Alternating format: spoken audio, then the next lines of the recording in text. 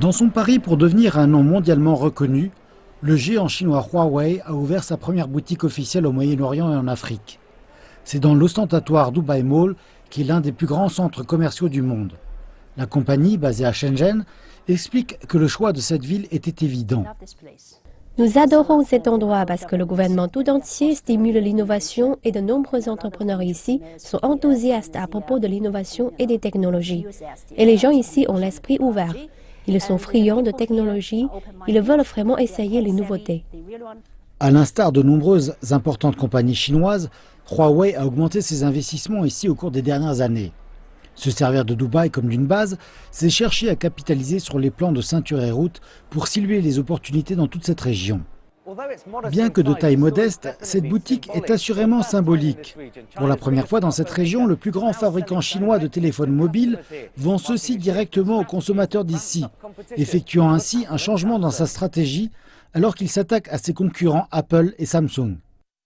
Selon les chiffres de l'International Data Corporation, Samsung et Apple ont vu leur part de marché au Moyen-Orient et en Afrique s'accroître légèrement au cours du premier semestre de cette année, tandis que Huawei et Lenovo ont vu leur part baisser. Mais les observateurs du secteur disent que ce n'est pas nécessairement une mauvaise nouvelle pour les marques chinoises, alors qu'elles cherchent à rivaliser sur le segment supérieur du marché. Nous avons vu, surtout dans 2017, un changement drastique dans leur stratégie, où elles ne cherchent plus à jouer sur le volume.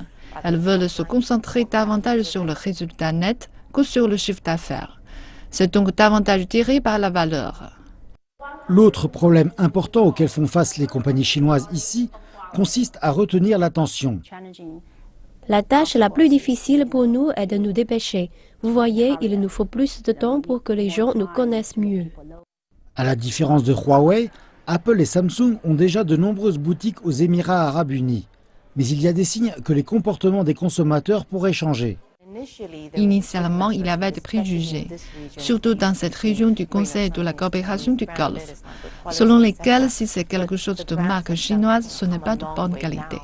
Mais les marques ont fait beaucoup de chemin. D'ici 2020, il y aura près de 400 millions d'abonnés uniques aux téléphones mobiles au Moyen-Orient et en Afrique du Nord, ce qui représente environ 65% de la population. C'est en dessous de la moyenne mondiale, ce qui signifie qu'il y a plein de marge pour la croissance ici, pour ceux qui investissent dans la téléphonie mobile. La dernière décision de Huawei, inscrite dans le dur, est un signe que la marque chinoise cherche à répondre à cet appel.